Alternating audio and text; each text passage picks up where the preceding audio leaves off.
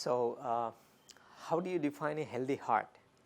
So, it may vary for a kid who is newborn, or for a child who plays, or for an adult, for a middle-aged person, or for elderly people. It may differ.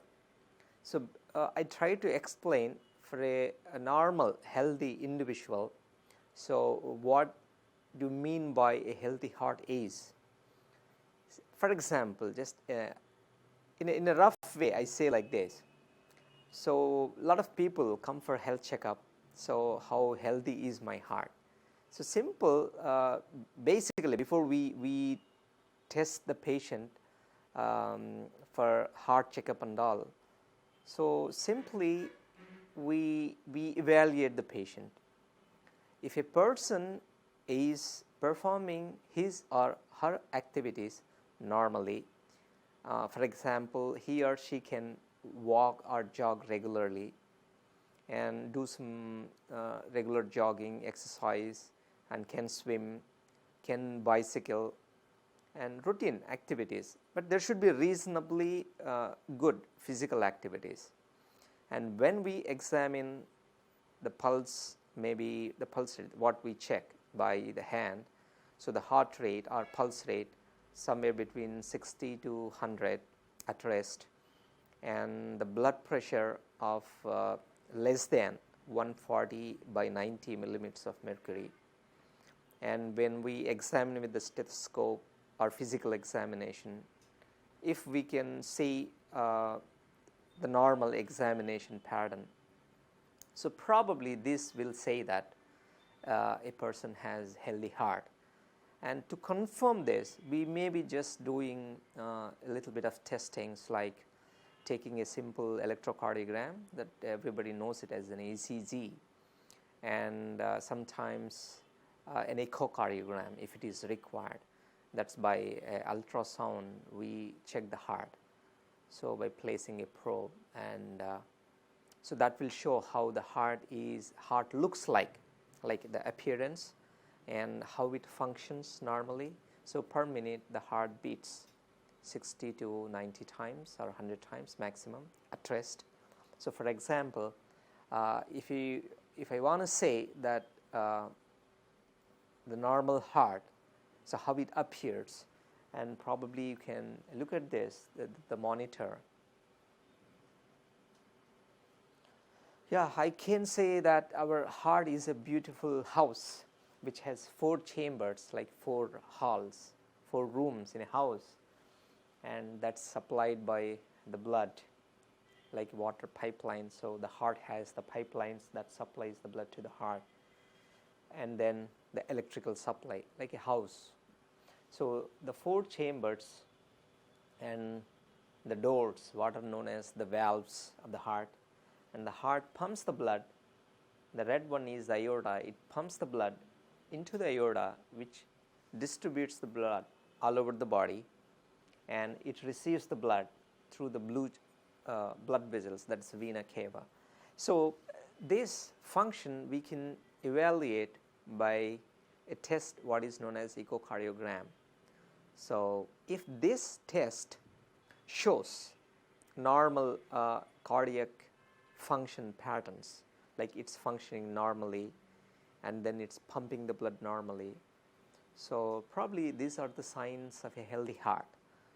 So to conclude, for an individual at a given age, for that age, if he or she performs normal physical activities and normal examination patterns when we examine the patient, and as a confirmation, an ECG or an echocardiogram can confirm that reasonably a person's heart is healthy. What is heart attack? So heart gets the food by the blood supply in the form of by a small channels known as blood vessels, that the coronary arteries. These are the food supplying channels to the heart. So the blood vessels of the heart, when they are blocked by the cholesterol, so there will be sudden cessation of the blood to the heart. So this results in what is known as heart attack. That means the heart is deprived of its blood supply because of some block in its blood vessel. So you can see here, just like this is a patient who died of heart attack because of the clot in the blood vessel of the heart. So this is what is known as heart attack. So this happens because of sudden cessation of the blood supply due to the blockade in the heart, in the blood vessels. You can see this.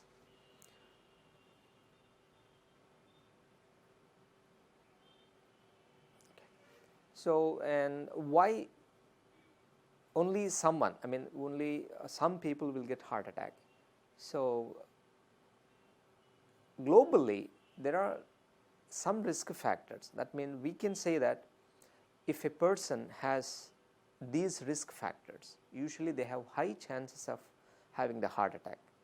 So the most commonly identified risk factors are, if a patient is diabetic, hypertensive, that's high blood pressure, and having high cholesterol, heavy smoker, or obesity, and family history. Sometimes the effect of genes can produce heart attack, and unhealthy habits like smoking, very very important, heavy alcohol consumption, and especially nowadays in India, most of the youngsters, they are getting heart attacks because of stress. Even in the absence of these risk factors, if a person has severe psychological stress, that itself is sufficient to result in heart attack.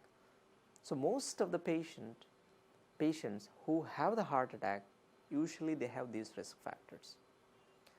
Occasionally a person may not have all these risk factors, but still he can suffer from heart attacks.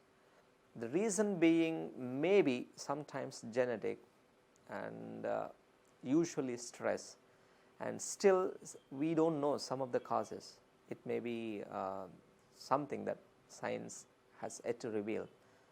So most of the time these are the identifiable common risk factors. If a person has these risk factors, and he has more chance of developing heart attack. Why some people get heart attacks and why others are not? So globally, when we studied the patients of heart attack, we have identified certain risk factors which are commonly distributed. So these persons, they have high chance of having heart attack. The most common risk factors are diabetes, that is sugar, blood sugar levels, high blood pressure, high cholesterol levels, and obesity, overweight, and lack of physical exercise, heavy smoker, heavy alcoholism, and stress. Sometimes a young person, especially in India, a lot of youngsters, they are having heart attacks just because of stress. They don't have any other risk factors. So even stress alone is sufficient to result in heart attack. And especially in India, we have even young people, a lot of young people, we are having heart attacks. So this is alarmingly high, and if we can identify these risk factors, we can really, if we treat it, we can really reduce the burden of heart attack.